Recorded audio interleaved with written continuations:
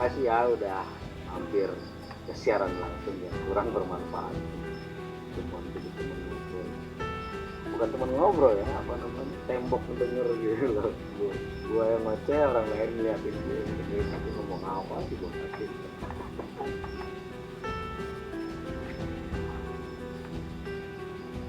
Diundang loh nih, bukannya bukannya dipersilakan tapi diundang. Masalah waktu monggo silakan tuh, tapi konfirmasi ya, takutnya pas aku lagi turun.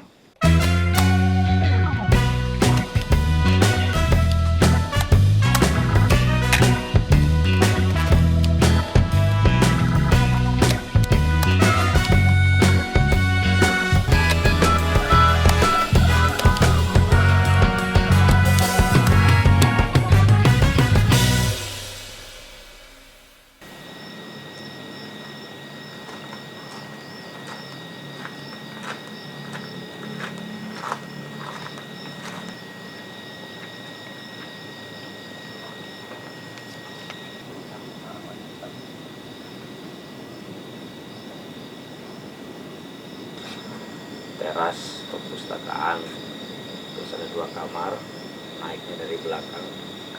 Setelah kamar mandi ada tangga ke atas. Ini bagian belakang sebenarnya ini hutan. Nih kalau kita ke arah sini nih, ke bawah ini nih tebing, apa namanya, jurang. Nah itu ke sana itu tuh, kalau itu yang ada titik-titik itu tuh pantai. Itu pantai Depok itu. Pantai Depok. Terus coba kita pelan-pelan ya kan. Ini gelap, kalau siang sih enaknya. Itu sahabat kecil gue itu selalu dekat pintu masuk di motor. Nggak ada angin, kebetulan nih lagi anginnya nggak ada sama sekali. Sore tadi sempat banyak angin, hari ini nggak ada angin. Suasana nggak terlalu dingin,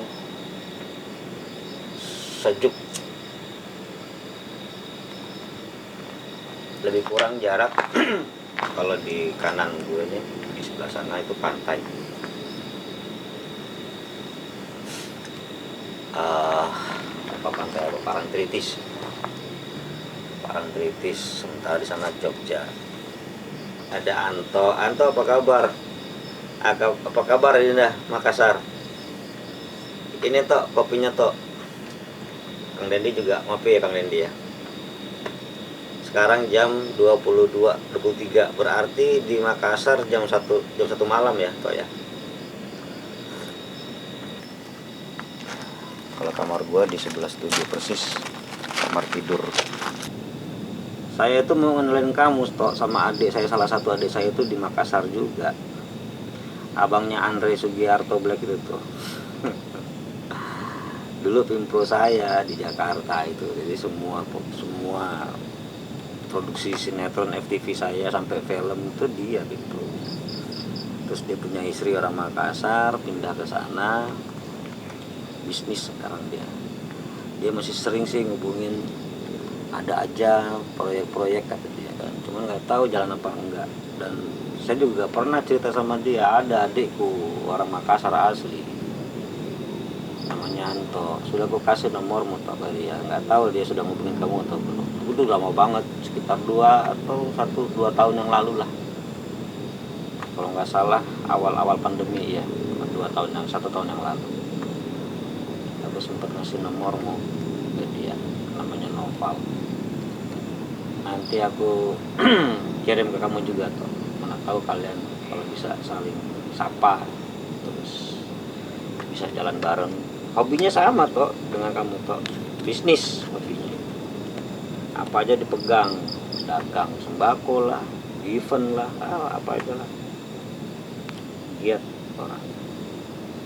Nah, atau kalau mau belajar manajemen film bisa tuh di sana sama dia. Dia nggak punya partner masalahnya tuh, makanya dia sering kali ngubungin saya. Berangkatlah bang ke Makassar, dia bilang.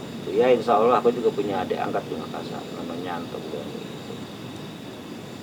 Cuma memang mungkin belum waktunya aku ke sana terbang. Tapi pastilah, pasti aku akan ke Makassar. Banyak gagasan yang pernah nempel di kepala, cuman belum terrealisasi aja karena banyak hal kan, kendala-kendalanya banyak lah.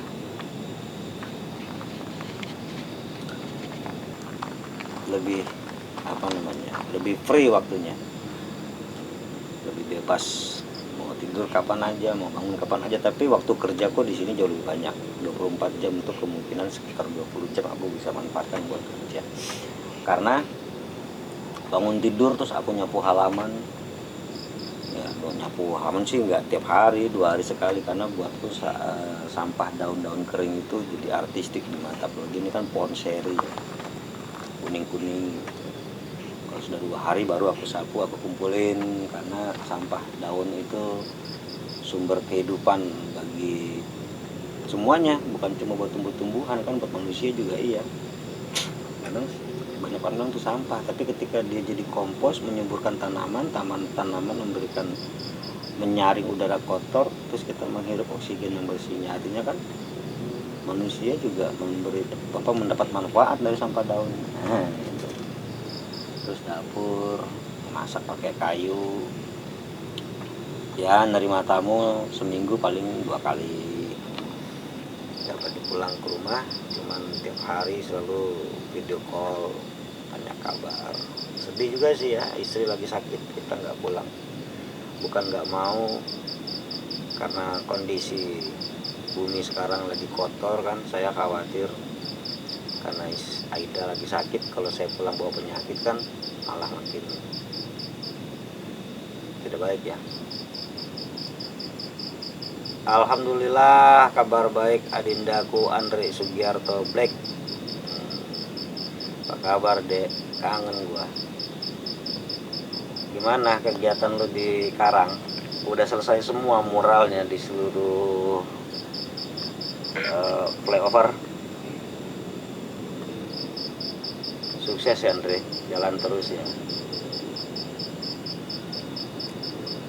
Anang Zaika Timur jauh, salam mesin kanan. Di sini studio Andre. Sekarang gua rumah tetap di Jogja, tapi udah nggak di Sukunan lagi Andre. Sekarang gua geser ke Malioboro. Yang di Sukunan udah nggak ditempatin lagi, geser Malioboro karena tadinya kan kantor di situ, studio tuh sama Aida jadi satu kantornya, Aida dengan percetakannya, gua dengan multimedianya. Terus lantai 2 jadi 4 tinggal. Sampai satu ketika gua ketemu tempat ini, gua jatuh cinta. Ya, berjalannya waktu sekarang di sini. Semua udah di sini. Jadi kalau lu ke Jogja, lu pasti gua nginepin di sini. Gua insya Allah apa yang gua pikirkan benar. Kalau lu sampai di studio gua, betah lo. Kita 3 hari lalu di sini, gua takut cerah, gua bilang di sini oksigen melimpah, tengah hutan. Sama-sama Andre, gua juga kangen sama lu, udah lama. Kemarin waktu papa meninggal gua juga nggak pulang, sedih juga gua. Emang gimana ya?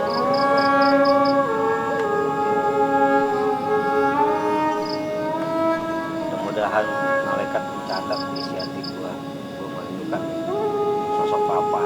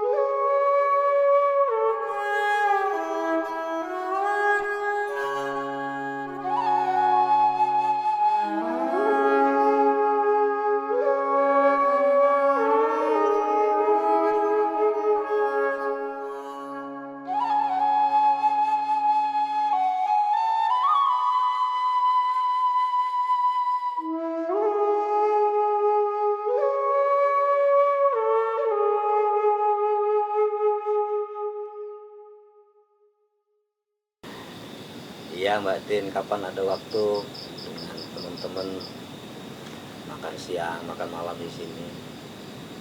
Tempatku terbuka kok, open house selalu, tapi memang kalau kesini jangan sendiri, harus ajak teman atau paling nggak rombongan supaya pulangnya nggak nyasar. Karena memang turun dari sini atau naik ke sini itu sepanjang jalan nggak ada lampu, ya baru ketemu lampu lagi ketika sampai di Kaliopak, baru ada penerangan gelap. Tapi banyak kan kawan-kawan yang naik ini datang pagi pulang sore, atau datang siang pulang besok, atau 2 hari ya minat. Kalau keluarga anak istri kadang-kadang mereka kesini liburan, jadi menganggapnya ini kayak gila, tapi kalau saya menganggapnya ini studi. Ya rame nih yang nonton ya, alhamdulillah. Ada Pierre, Om Teta, apa kabar Om Tet? Udah lama kita tidak bersuah. Sekarang aku ya di hutan, tidak di kota lagi, sudah nggak di Jogja. Masih di Jogja, rumah masih di sana. Cuma studio pindah ke atas gunung, dari Parangtritis tuh ke atas lagi. Ya kan, sebelum Parangtritis sih sebenarnya. Setelah jembatan Kaliopak itu belok kiri, kiri terus langsung belok kanan naik ke atas Lubuk.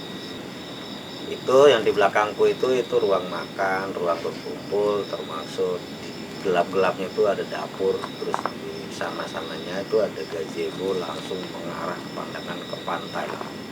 Pernah dengar nggak sih di Parangtritis itu ada suatu nama, bahkan ada kayak apa ya, sebutan ya dalam tanda kutip lokalisasi Parangkusumo lah. Menurut Pak Nyang itu gimana sih itu? Ya nggak tahu, karena gue bukan asli orang Jogja, cuman ngedengar ya. Kalau orang ngedengar cerita itu kan banyak hoaxnya.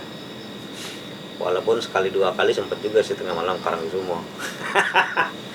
Nggak ngapa-ngapain, hunting aja, lokasi syuting, nggak ngapa-ngapain. Jangan negatif dulu. Secara kebudayaan mungkin kita nggak bisa nolak bahwa sebenarnya di dunia ini dulunya sebelum kita mengenal tentang Tuhan dan keesaannya, peradaban manusia itu kan dinamisme ya, animisme, dinamisme. Nah, masa lalu bukan orang-orang yang murtad sebenarnya. Mereka mencari Tuhannya, mencari Sang Pencipta. Nah, dalam pencarian itu bisa apa saja mereka wujudkan, bisa apa saja mereka anggap gitu. Nah, pencerahan bagi umat manusia di muka bumi ini dengan turunnya agama-agama para nabi itu penyempurnaannya sebenarnya. Sehingga kalau kita bilang orang dulu itu rata-rata murtad juga nggak tahu ya, kan gue bukan ahli sejarah.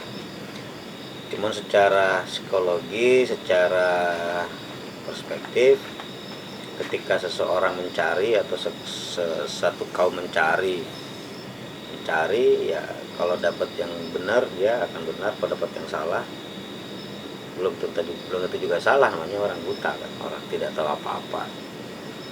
Nah, berkaitan sama Parangkusumo nih di selatan gue nih, di bawah gue kan di atasnya. Secara pandangan opini gue sih Parangkusumo ya sesuatu yang unik, itu kearifan lokal yang kita miliki hari ini di Yogyakarta dengan segala peradaban dan kebiasaan serta hubungan sosial masyarakatnya terhadap lingkungan ya, terhadap alam. Karena hal-hal yang berkaitan sama mitos-mitos tentang Parangkusumo itu kan bukan cuma di Jogja atau di Indonesia aja, hampir di seluruh dunia ada hal-hal yang demikian. Mungkin karena kita nggak tahu aja dan kita bukan orang di sana sehingga kita gelap